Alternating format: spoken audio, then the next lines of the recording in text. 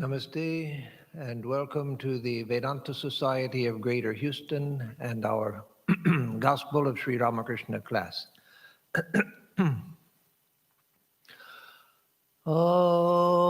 Sarva Jiva Papanashakaranam Bhaveshwaram Swikritam cha garbhavasa deha pashamidrisham Yapitam swalilaya cha yena divya jivanam Yapitam swalilaya cha yena divya jivanam Tannamami Deva Deva Ramakrishnam Ishwaram Om Shri Vivekanandari Satchishya Supujitaya Shri Sharada Devya Virata Sevitaya Shri Ramakrishna Paramahamsaya Avadhara Varishtaya Chate Namaha. Om Tavakatamritam Tapta Jivanam Kavibhiriditam Kalmashapaham Shravanamangalam Shrimadatatam Bhuvi Grinanti Ye Bhurida Janaha.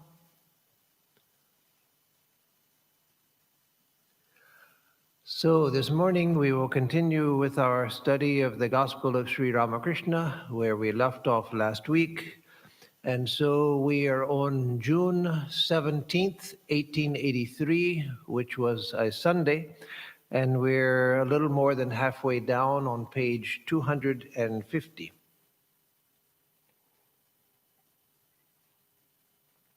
So there were several devotees who were gathered today and on this day, and among them there was a tantric devotee. There's no more identification than that.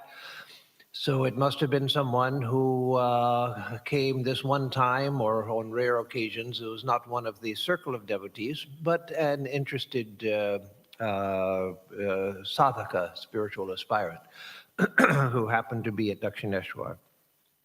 So Sri Ramakrishna, where we are to start, had been speaking about the nature of a Paramahamsa. So the tantric devotee asks, is a Paramahamsa aware of virtue and vice? Master, Keshav Sen also asked that question. I said to him, if I explain that to you, then you won't be able to keep your organization together, your society together. In that case, we had better stop here, said Keshav. So again, the tantric devotee asks whether a Paramahamsa is aware of virtue and vice, because Sri Ramakrishna had been saying that a Paramahamsa is like a small child and therefore keeps children around himself in order to take on their nature without any attachment and being free-minded. And so the question came up whether he's aware of virtue and vice, dharma and adharma. And so Thakur says that Keshav Chandra Sen had asked that himself. And Sri Ramakrishna had answered that if I answer that question, you won't be able to hold your society, your samaj, the Brahma Samaj, together. And so then Keshav says it's better not to go there. So the topic was dropped. So why was it that Sri Ramakrishna told him that if I tell you that, your society, you can't hold your society together? Well, he himself explains it a little bit further, but in anticipation of what he says, let me say that in order to run an organization, one has to deal with it at this level. One has to work at this level, the transactional level, the vyavaharika level. There are certain things that are good for an organization. There are certain things that are bad for it. There are people who contribute to it, and there are people who detract from it. There are all kinds of obstacles to keeping an organization together. And so an administrator has to pay attention to all of these distinctions and handle them accordingly for preserving and promoting the life of the organization. As we know, Swami Vivekananda, when he was still Narendra with Sri Ramakrishna, studying under Sri Ramakrishna, he attained to Nirvikalpa Samadhi. But then Sri Ramakrishna said, just after he came down from Samadhi, that now you have known the secret, but this will be kept in a box, hidden away from you, until you finish Mother's work. Meaning that until Swami Vivekananda had finished the work for which, the mission for which he had been born, the mission for which Sri Ramakrishna had brought him here, he wouldn't be able to go back to that knowledge, that full knowledge, the full immersion in the direct experience of non-dual Brahman, where the world, personality, mind, and even the realm of the gods and goddesses, everything disappears completely. There's just eka rasa, one taste, just a non-dual unity of perfection, not boring as it might seem to us in this transactional world, but that which is the wonder of all wonders. And so if Swami Vivekananda remained in that state, or could go in and out of that state, coming back to this state for a while and then going back into that state, he would not have been able to do the things that he did. Why did Sri Ramakrishna need Swami Vivekananda? Sri Ramakrishna was the incarnation of God, the avatara. Why couldn't he do everything?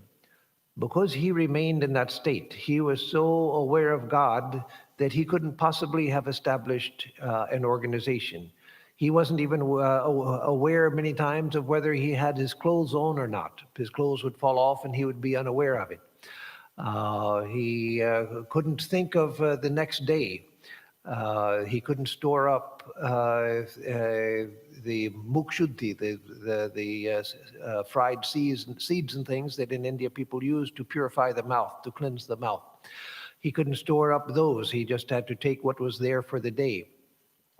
And so how could a person like that start a world movement? How could they start a world organization? How could they start an organization that has to be registered with the government, that has to be fight with the tax collectors to get tax exemption, even in India, where they tried to keep it from being, people tried to keep it from being tax exempt in the beginning.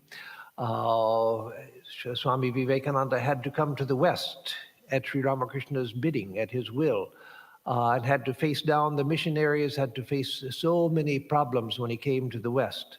Could Sri Ramakrishna have done that? No, he couldn't possibly have done that. Not because he was incapable, not because he was useless, but because his mind was so absorbed in God that such things, that sense of, I have to do this, I have to do that, that couldn't come to his mind. And so Swami Vivekananda was necessary. And so Sri Ramakrishna said that the Divine Mother had pulled a very thin veil over his mind to keep him from going back to that state where once being immersed in that, as Sri Ramakrishna had been for 6 months at a time, once being immersed in that, then the ordinary transactional personality falls away. And when one comes back from that state, having been immersed in it long enough, then the very sense of an ego, a kartaham, the sense of I am the agent of action and I have these things to do, that isn't possible as we see in the life of Sri Ramakrishna. So coming back to the text, when Sri Ramakrishna says that if, O Keshav, I tell you about the Paramahamsa seeing virtue and vice or not, whether they see it or not, then you won't be able to hold your organization together. Because if you attain to that state, then Brahmo Samaj and all of that will be meaningless.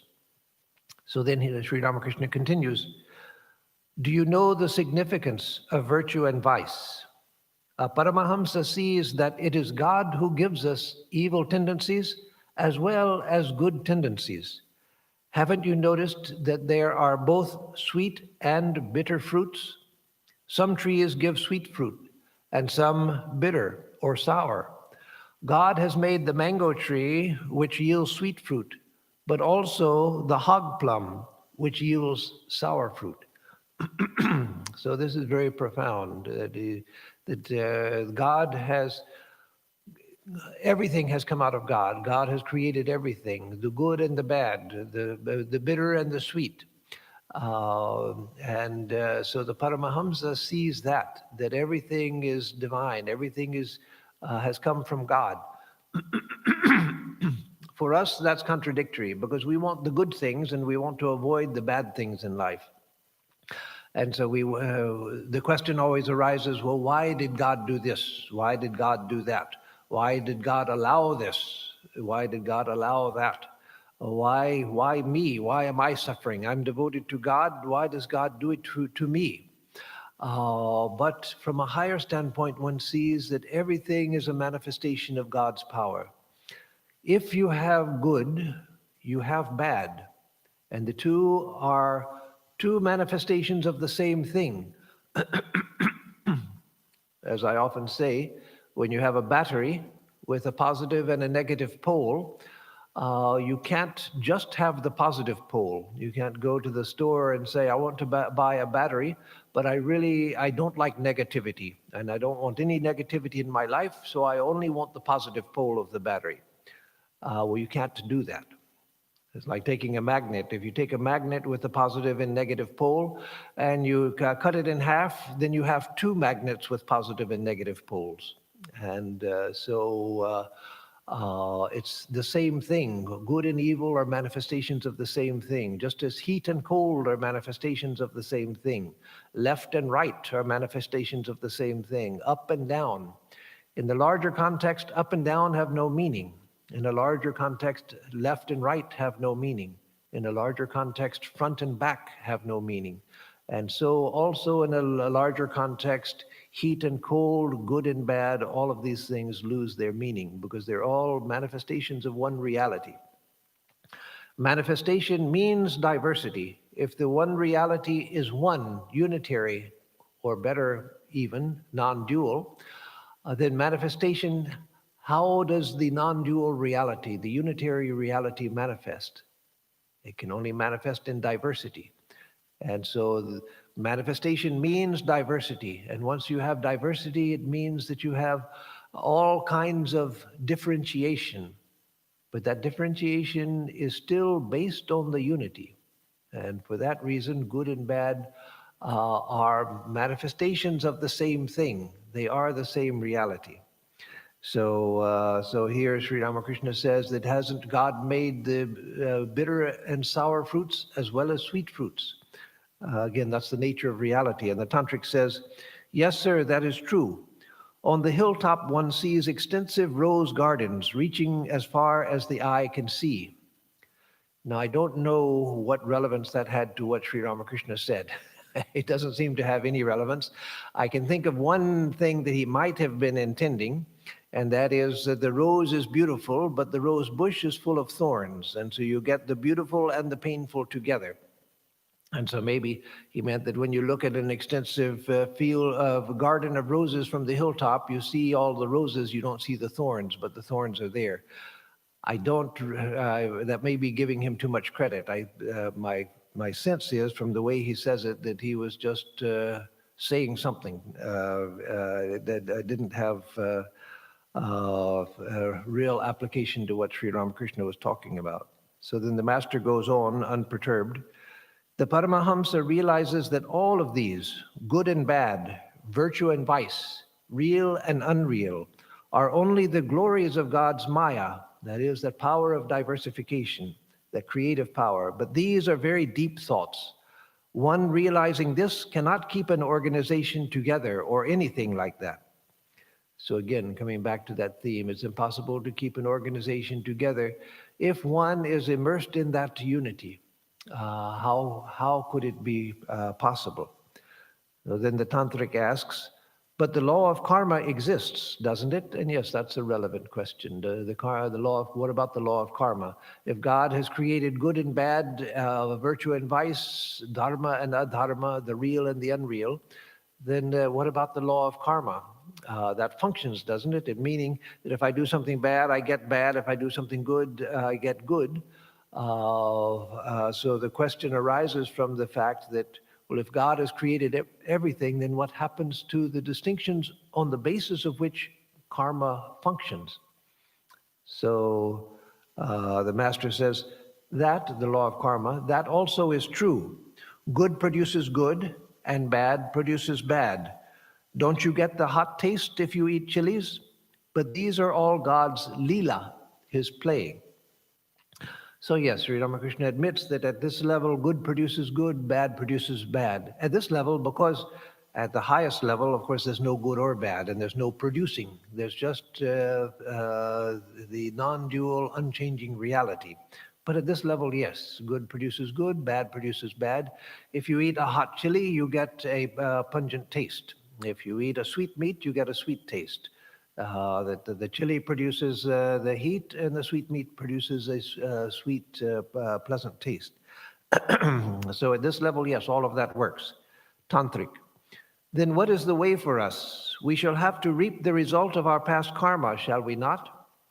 So again, yes, what is the way for us? How shall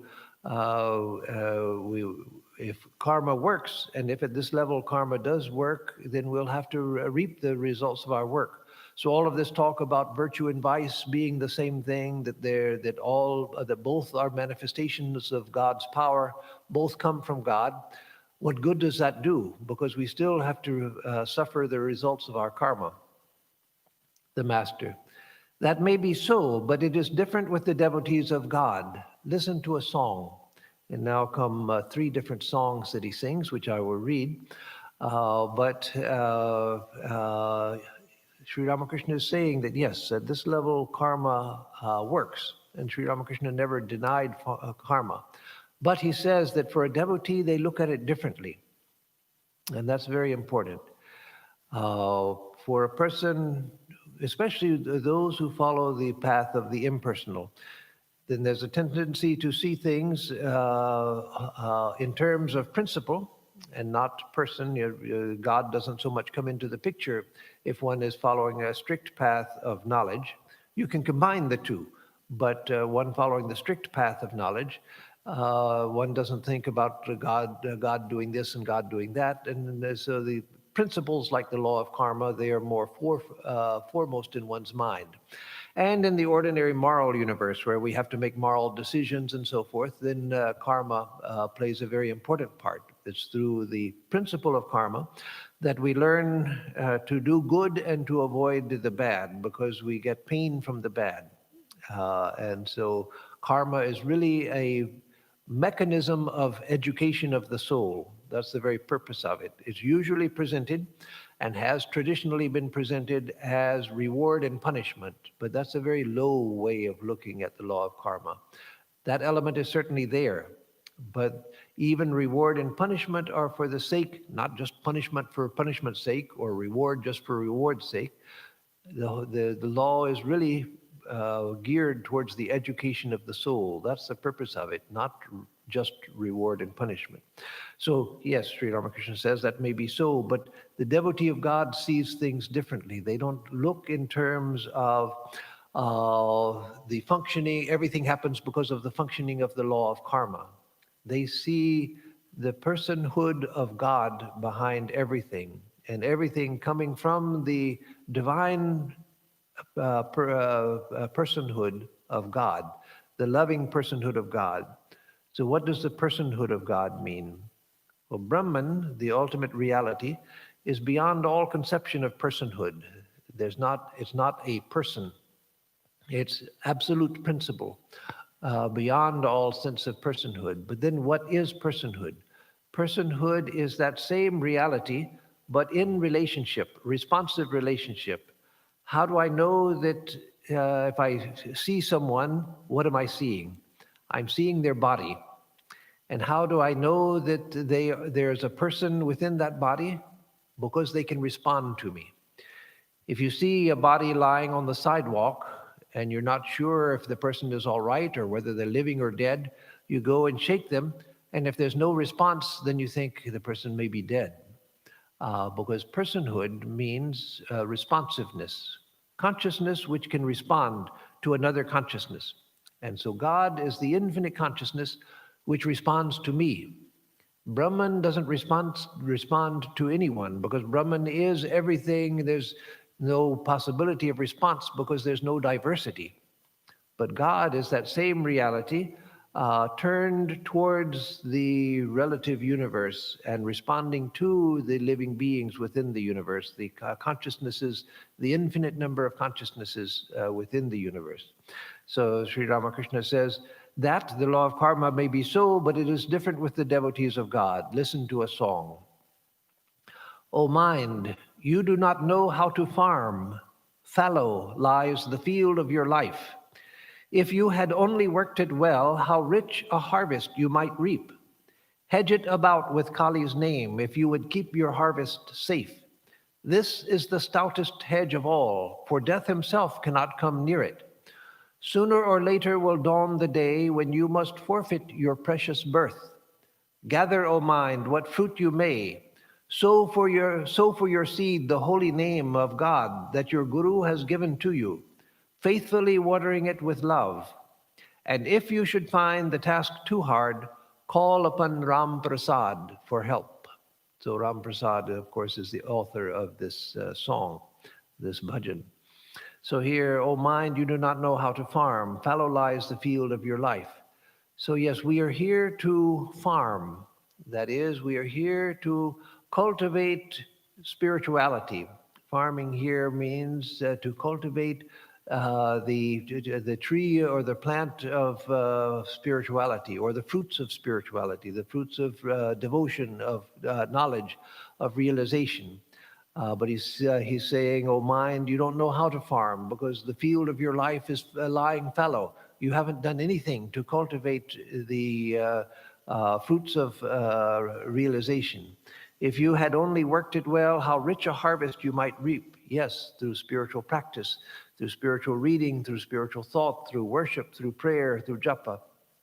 Then he says, hedge the field of your life about with Kali's name, if you would keep your harvest safe. So the mantra is said to be a great protection, have great protective power. This is the stoutest hedge of all, he says, for death himself cannot come near it. So the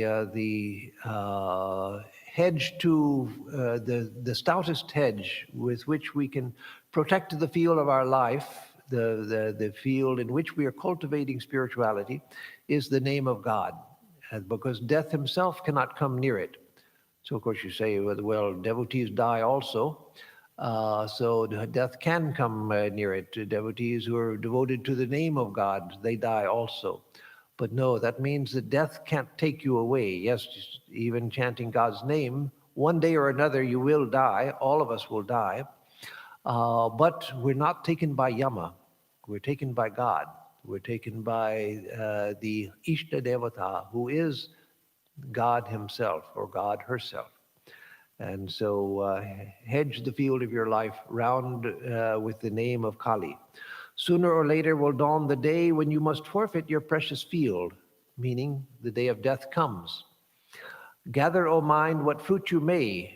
Sow for your seed the holy name of God that your Guru has given to you, faithfully watering it with love. Yes, because the day will come when you have to leave the field. That is, when you are taken away from this life. So practice hard now. Repeat the name of God that the Guru has given to you, faithfully watering it with love. Yes, for a long, long time, for the great majority of us, the repetition of the mantra is a mechanical exercise. We feel like we're not getting anywhere. When we first get initiation, we're very inspired, we're very encouraged. We think that, oh, now I've got something tangible. Let me run forward. But then after years of practice, we begin to find that, oh, it's not so quick. But no, we gradually need to cultivate love and water the repetition with love.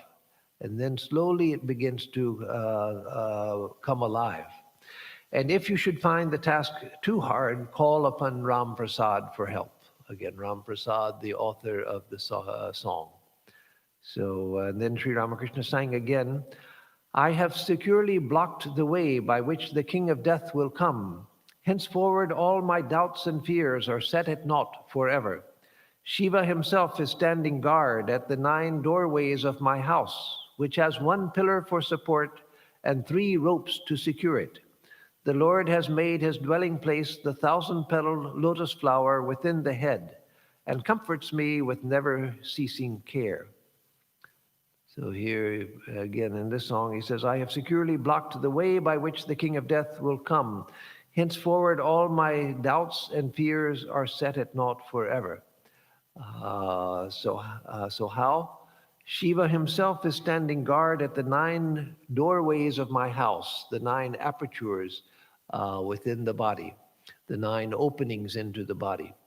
So Shiva himself is standing guard. How? Because of my devotion, because of my attention, because of my mindful spiritual practice, my awareness of Shiva, or of the Ishtadeva. But here he's speaking of Shiva, that Shiva is standing guard at the doorways of my house so that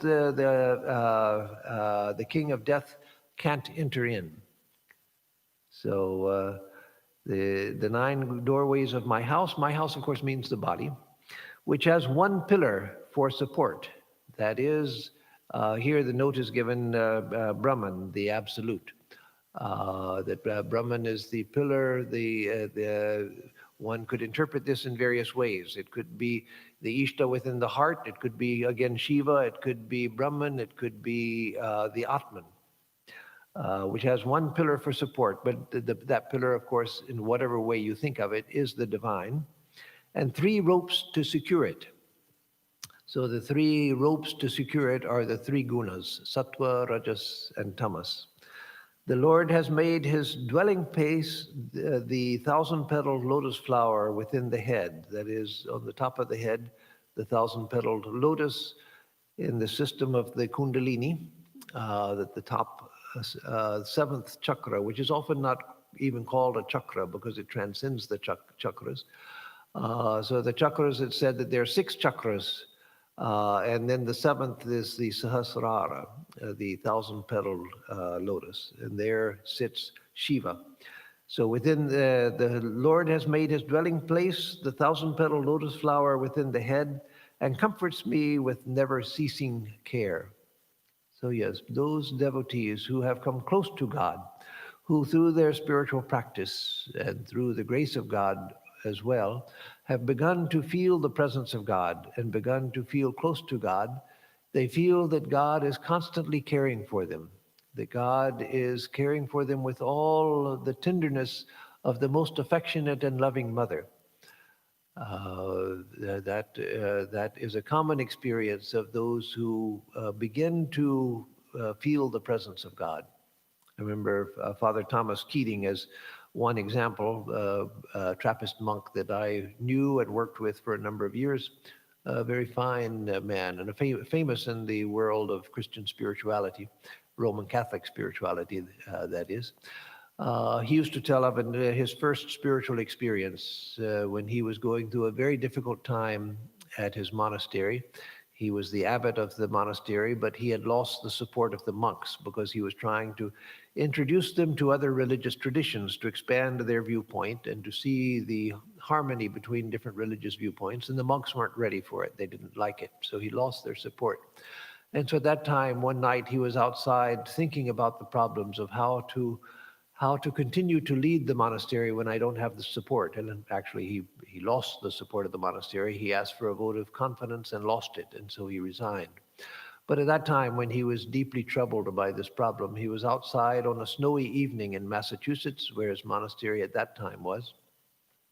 And there was the moon and a beautiful tree covered in snow, and the ground all blanketed in snow. And suddenly he felt the divine presence, and he felt that God has made all of this just for me. That wasn't an egotistical statement. That was the feeling that one gets when one comes close to God, that everything that happens, all of this beauty that I see, the moon is there for me. This beautiful tree covered in snow is there for me. Again, not like I'm so important that God makes nice things for me. No, but one feels the tender, loving care of God, and so that's what's expressed here, and comforts me with never ceasing care. One begins to feel that. The master continued, anyone who dies in Benares, whether a Brahmin or a prostitute, will become Shiva. When a man sheds tears at the name of Hari, Kali, or Rama, then he has no further need of the Sandhya and other rites. All actions drop away of themselves. The fruit of action does not touch him. So here Sri Ramakrishna is referring to the fact that the belief which Sri Ramakrishna confirmed through his own spiritual vision when he was in Benares, that anyone who dies within the limits of traditional Benares is liberated, that they don't have to come back. So whether one is a saintly person or whether one is a prostitute or a thief, whoever dies within Benares is given liberation by Shiva. So good and bad in that situation don't apply. So when a man sheds tears at the name of Hari, Kali, or Rama, so when a person is so full of devotion that repeating the name of God, they shed tears, then there's no need for Sandhya Vandana, the early morning and evening devotions of traditional people in India. No need of puja, no need of observing rites and rituals, no need of fasting, no need of all of these other practices that we do in order to cultivate both our moral fiber as well as our spiritual intention. But once we have loving devotion to God, such that repeating the name of God brings tears to our eyes, then we have no need of anything else.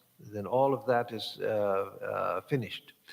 All actions drop away of themselves. The fruit of action does not touch such a person. So then karma becomes insignificant to such a person. They don't even notice the comings and goings of karma. The mind is so fixed on God that that is everything. So again, he had said up in, earlier, the tantric had asked him, the tantric devotee had asked, but sir, doesn't the law of karma function? And Sri Ramakrishna says, yes, at this level it does, but for a devotee it's different. And so here he's, through all of this, he's explaining why it is different for a devotee. That for a devotee, the operation of karma is not important. In the beginning, yes, because in the beginning we don't yet have real devotion. We want to have devotion. We try to have devotion, but we don't really have it. And so then we are living in this ordinary transactional world and with the good and bad, and we have to deal with all of the problems of the world. But when deeper devotion arises, then all of those things fall away. So the devotee seeks to go there, seeks to go there. So even from the beginning, we may not pay that much attention to the law of karma. We may not think in terms of karma. We're thinking more in terms of how do I come to God? Nothing else matters. So then again, the master sang, as is a man's meditation, so is his feeling of love. As is a man's feeling of love, so is his gain. And faith is the root of all. If in the nectar lake of Mother Kali's feet, my mind remains immersed, of little use are worship, oblations, or sacrifice. So a beautiful principle here that as is a man's meditation, so is his feeling of love. So as our meditation goes deeper, after years of regular practice, as our meditation begins to go deeper, then we begin to feel love. It's the deepening of meditation that brings a spontaneous love. Because love is what? Love is attraction towards union. The fulfillment of love, or the highest love, is the experience of union. But in the earlier stages of love, it's the feeling of wanting to be unified. So the coming close to, the seeking union with. And so as we meditate deeper on God, we begin to feel more and more that intense attraction of God and the longing to get closer and closer and to merge into God. So as is a man's meditation, so is his feeling of love. As is a man's feeling of love, so is his gain, meaning so is his attainment, spiritual attainment. And then he says, and faith is the root of all. Faith is the root of all. Why? It's faith that feeds the whole process. It's because of faith, the beginnings of faith, that we think, oh, I'm going to try meditation. And then after some time, we find, well, this was nice for a while, but now I don't seem to be getting anywhere. It's boring, so I've got other things to do. But no, if we have faith, we continue meditating. Because we know that this is eventually the only way we're going to get there. So I have to, no matter whether it's boring, no matter whether I don't seem to be getting anywhere, still I'll sit and try day after day, even when it seems like I'm getting nowhere, even when it seems like there's no progress, even when it seems like the mind is as distracted as it was in the beginning. No, it's faith that brings me back again and again, year after year. So faith is the root of all. And then if in the nectar lake of Mother Kali's feet, comparing Mother Kali's feet to a lake of nectar, my mind remains immersed, of little use or worship, oblations or sacrifice, then all of these other practices, they have no value. We practice the other practices in order to keep the mind tied to the thought of God, to bring the mind back again and again. So we do various things, various practices meant for tying the mind to God. But once the mind is absorbed in God, then all of these things fall away. They're of no use whatsoever. So he sang another song. This is a famous song. Goya Ganga Prabhasadi Kashi Kanchi Kebachai. Why should I go to Ganga or Gaya, to Kashi, Kanchi, or Prabhas, so long as I can breathe my last with Kali's name upon my lips? So the song, of course, is longer, but this is as much as is given here. So why should I go to these holy places of pilgrimage if I can breathe my last, that is my last breath, if I can breathe that with the name of Mother Kali, then I have attained to liberation. And I don't need to go to all of these places of pilgrimage. So let me focus on cultivating the name of God, so that at my last moment I'll be able to utter the name of God. Going to pilgrimage and so forth, that's to inspire us, that's to encourage us, that's to make us think of holy things. But once I can do that, then there's no need to go to places of pilgrimage. Oh, okay, I won't go over that now. Yes, thank you. So as for those of you who want to, as Jitan says, the full song Goya Ganga Prabhasadi, that's on page 147 in the full edition of the Gospel. So you can refer to that. So the idea is that once we have a devotion, we have everything. So it's said that the people who have great saints, they go to places of pilgrimage for a different reason from why we go there. We go there to get inspiration, to get encouragement, to form beautiful spiritual memories and so forth. But a saint goes there because it's their going to places of pilgrimage which charges the place of pilgrimage. It's the visits of great saints that keeps them powerful places of pilgrimage. So then Sri Ramakrishna said, when a man merges himself in God, he can no longer retain wicked or sinful tendencies. So again, the question was, doesn't the law of karma exist? And Sri Ramakrishna said, yes, it does exist, but for a devotee, it's different. And then because he's been talking about how virtue and vice both are manifestations of God, both are created by God. And then he says that for the devotee, they're not so concerned about karma. They're concerned about coming to God. And if we can do that, then karma itself falls away. So find God. So Sri Ramakrishna here says, when a man merges himself in God, he can no longer retain wicked or sinful tendencies. That's important, because otherwise it seems like if a saint, if a realized soul doesn't care about virtue or vice, then they can do anything. So Sri Ramakrishna is countering that interpretation. That's not true. A person who has come to God can't do wicked things and has no sinful tendencies. Those have been purified out by the experience of God. So, Tantrika. You have said rightly that he keeps only the knowledge ego, master. Now, in what we've read today, Sri Ramakrishna doesn't say that, but he had said that before, that God keeps the ego of knowledge in a realized soul. So, the master, yes, he keeps only the knowledge ego, the devotee ego, the servant ego, and the good ego. His wicked ego disappears. So a person who has come to God, the wicked ego, the ego which differentiates, which compares, which tries to rise above others, which competes, which pushes others out of the way, etc., that ego has gone. And the knowledge ego, the ego that I am one with God, or I am Brahman, or I am the Atman, Aham Brahmasmi, I am Brahman. That ego, the ego of knowledge of one's own true divine nature, that remains, not the ego that I am Swami Atmarupananda, born in such and such a place.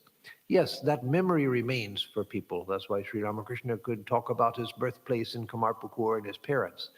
But he no longer identified as that person. So the knowledge of, the ego of knowledge has replaced the ego of ignorance. And then he goes on to say the devotee ego, that I am the child of God. I'm the child of God. I'm the lover of God. I'm the companion of God. That ego replaces the ego of ignorance. Or the servant ego. I am the dasoham. I am the servant of God. And the good ego, that is the ego which not that thinks I am good. The sage doesn't think I'm good. The sage has had all sinful tendencies washed away, and they can't do bad things. And so the good ego in that sense is left. His wicked ego disappears. Tantric. Today you have destroyed many of our doubts. Master. All doubts disappear when one realizes the self, the Atman. Assume the tamasic aspect of bhakti. Say with force, what? I have uttered the names of Rama and Kali. How can I be in bondage anymore? How can I be affected by the law of karma? So Sri Ramakrishna would often say that. Of course, we seek to attain to a state of sattva because that's the state of transparency, clarity, illumination, purity, the state in which the mind is fit for the attainment of God. But when he says practice tamasic bhakti, as he's saying what he says here, assume the tamasic aspect of bhakti. That is, don't become tamasic in truth, but assume the tamasic aspect of bhakti and say with force, what? I have uttered the name of Rama and Kali. How can I be in bondage anymore? Or as he would sometimes say, like a paramour who's being abandoned by her lover. She grabs him by the throat and says, you can't leave me. You have to pay attention to me now. I've given up society. I've given up honor. I've given up everything for you. You can't leave me now. So do that to God. I've given up everything for you. You must come to me now. So the master sang again, if only I can pass away, repeating Durga's name. How canst thou then, O Blessed One, withhold from me deliverance? Wretched that though I may be, I may have stolen a drink of wine, or killed a child unborn, or slain a woman or a cow, or even caused a Brahmin's death. But through it all be true, but though it all be true, nothing of this can make me feel the least uneasiness. For through the power of thy sweet name, my wretched soul may still aspire even to Brahmanhood, meaning even to the state of the realization of Brahman. So if I can pass away repeating Durga's name, or the Ishta's name, God's name, whatever it is, then you, God, can't withhold deliverance from me. You must give it to me if I pass away repeating your name, as it's said in other songs.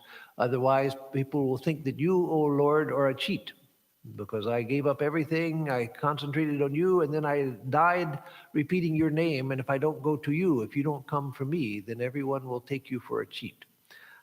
So you must come to me. Again, that expression of tamasic bhakti.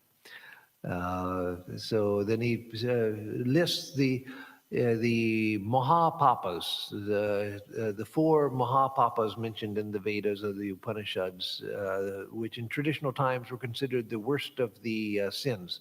That even if I have done those things, even if I've committed the worst of sins, by repeating your name and dying with your name on my lips, then all of that counts for nothing.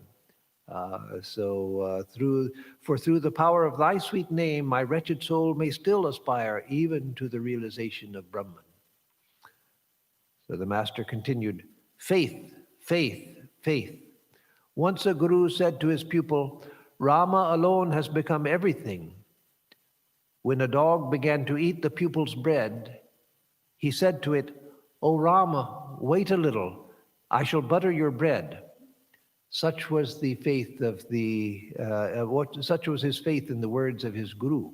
The guru had said, God has become everything. So the disciple, being so in tune with the guru that he saw everything according to the words of the guru. Worthless people do not have any faith. They always doubt. But doubts do not disappear completely till one realizes the self. So yes, we can't get rid of all doubt until realization comes. But there's doubt and there's doubt. There's the slight doubt that one has until one attains to realization, and then there's just the habit of doubt. In fact, that habit is largely cultivated by modern education. We're taught to doubt everything, question everything. So yes, there's a place for doubt. There's a place for questioning. All of that is true. But as Swami Vivekananda said, the purpose of that is to find the truth. But the problem is that among many people now, because of the education and because of their own tendencies as well, the doubting itself has become a way of life. And so doubt everything. Don't believe anything. Always question everything. No, the purpose of doubt is to find out, is this true? Is it true? Because I want the truth. But doubt can be used as an instrument to just push everything away from us, not in the sense of the jnani who wants to be consciousness alone, but it becomes a way of just avoiding all serious thought. If I can doubt everything, then I don't have to take anything seriously. Everything can be doubted. Everybody can be doubted. No, the purpose of doubt is to test, to find out if this is true. And then once we know that, then to hold on to the truth. That's the only purpose of doubt. In genuine love of God, there is no desire. Only through such love does one speedily realize God. Attainment of supernatural powers and so on, these are desires. Krishna once said to Arjuna, friend, Sakha, you cannot realize God if you acquire even one of the 8 supernatural powers. They will only add a little to your power. Tantric. Sir, why don't the rituals of Tantra bear fruit nowadays? So obviously the Tantric devotee was frustrated in his practice. He found that going through all of the rituals, he wasn't feeling the fruits of them. So let me stop there just for a moment, and then we'll finish this day's discussion before closing. That's the problem with all ritualism. Ritualism is very good. It can help direct the mind in a way that many other things can't, because the body and mind, both and speech, all three are involved in a ritual. And so you can learn concentration much more easily through a ritual than you can in other ways. But it's also possible just to do a ritual mechanically. And so the idea grew in the Tantrika tradition that the Tantrika rites were like magic. What's the difference between magic and a genuine spiritual ritual? Magic says if you do the actions, the result has to come. If I say the words and I draw the diagrams and I pour the water and mix these things together and drink it and then do this and then do that, the result has to come. That's magic, meaning that the forces of the universe can be made a slave of your words and diagrams and so forth. Swamiji himself poo-pooed that idea. Spiritual ritual is for the sake of concentrating the mind so that the mind can become absorbed in God. And to the extent that we can become absorbed in the thought of God, the purpose of the ritual, to that extent the ritual has power. But it's not magic. It's because the ritual channelizes our mind and senses towards the goal. And to the extent that that happens, to that extent we get benefit from the ritual. So, sir, why don't the rituals of Tantra bear fruit nowadays? Master, it is because people cannot practice them with absolute correctness and devotion. That is, doing them correctly, that they have to be done correctly, meaning that one has to have proper attention to what one's doing in order to perform them correctly, and they have to be done with devotion. In conclusion, the Master said, love of God is the one essential thing. The true lover of God has nothing to fear, nothing to worry about. He is aware that the Divine Mother knows everything. The cat handles the mouse one way, but its own kitten a very different way.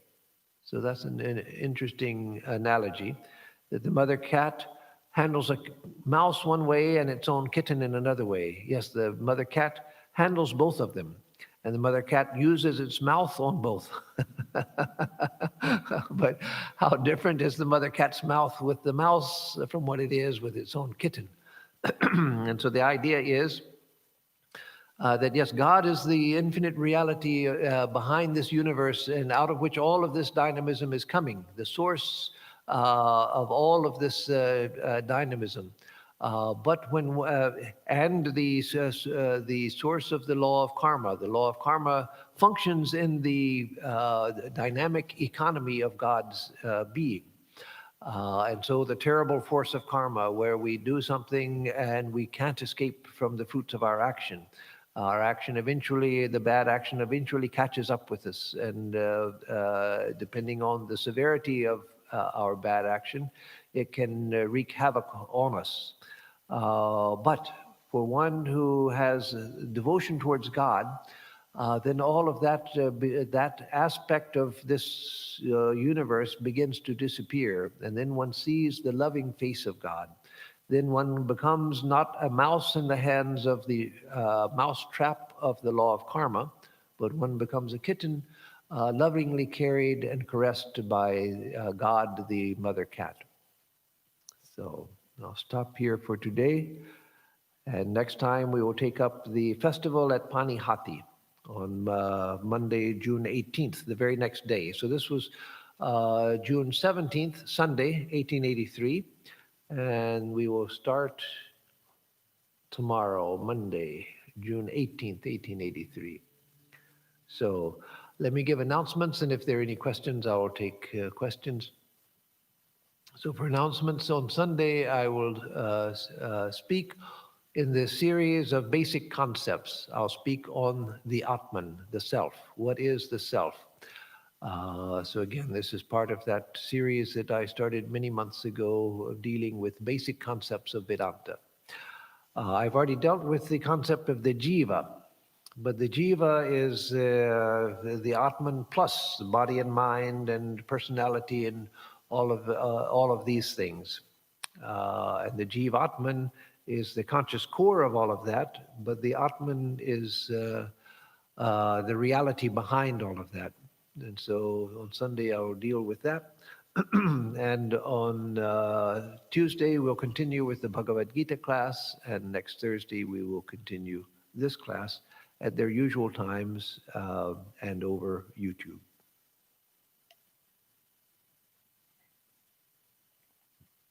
No questions?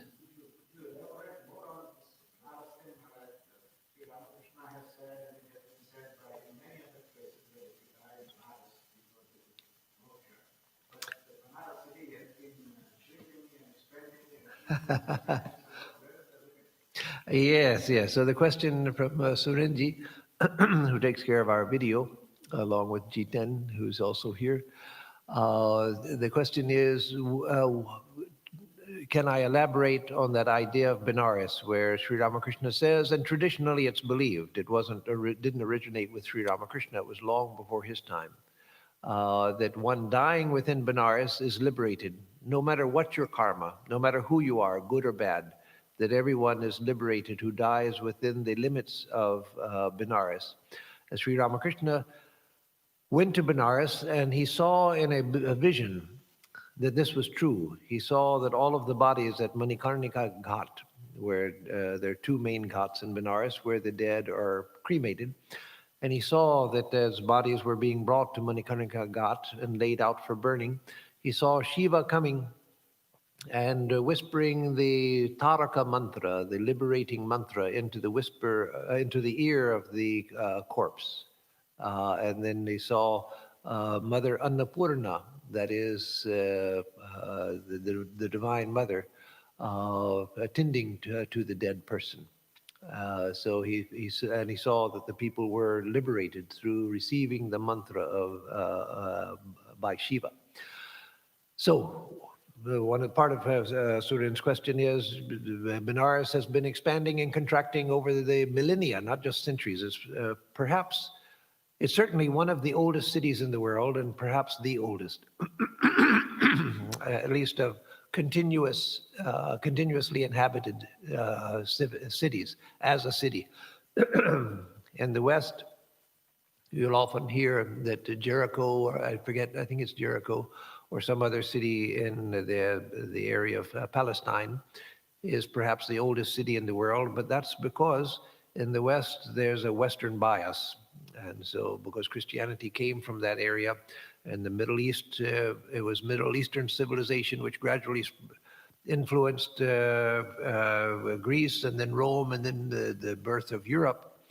So we tend to look in the West at things that have a connection to the West as being the oldest, the best, the biggest, without even looking further afield. But Benares is probably one of the oldest. So traditionally, and Sri Ramakrishna said the same,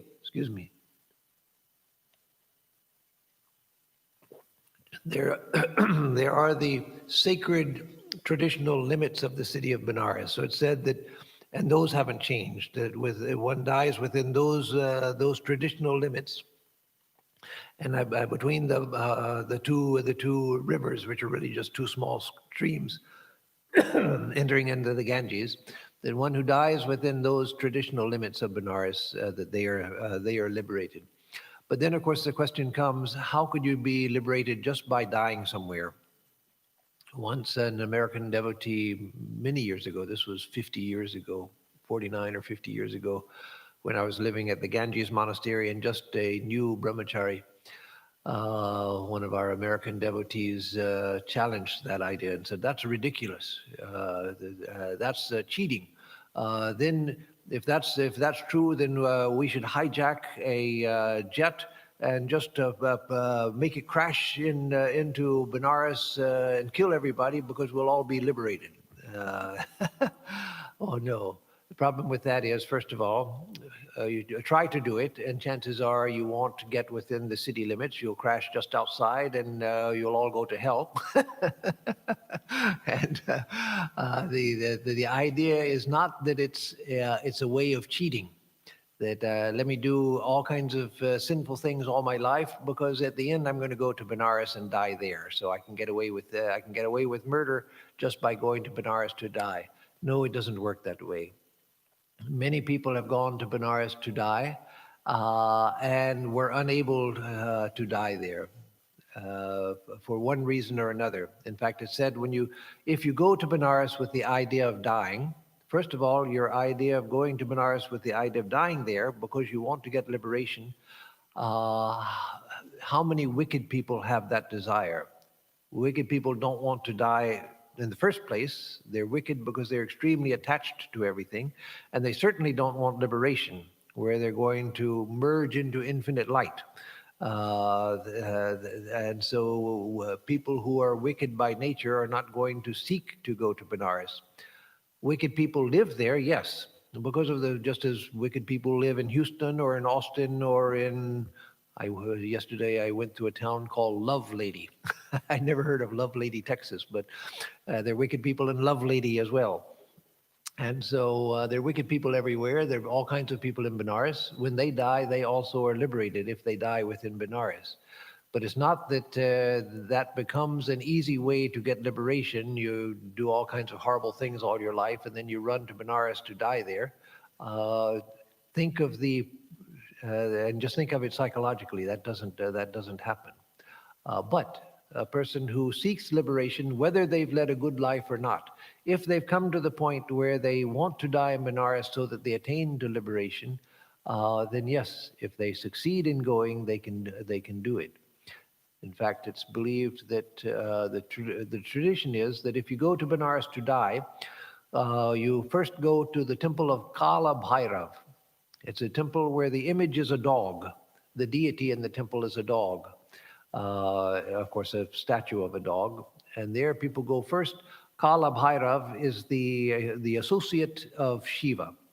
He's the divine associate in the form of a dog, the associate of Shiva. And he's the guardian of Benares, it's believed. And so you go there and make an offering and ask permission. May I live here until my death? But again, there are many examples of people who even lived there for many years with the idea of dying there, who left just for something that they thought was very important, left just for a short time only with the idea of coming back, and who died outside of the city limits. And so it's not so easy to die there. But it's believed that it is true. Sri Ramakrishna said it's true. One last thing let me say, and then I'll close, that long after Sri Ramakrishna had passed away, Holy Mother was on one of her visits to Benares, and somebody asked her, I think it was a brahmacharian, young monk, asked her, Mother, Sri Ramakrishna said, and tradition says, that anyone dying in Benares is liberated. Is that true? And Holy Mother said, what do I know, Baba? What do I know? Sri Ramakrishna said it's true, it must be true, but I don't know. And so then the next day, Mother called the person to her and said with great conviction and emphasis, yes, it is true. It's absolutely true. Anyone dying in Benares is liberated.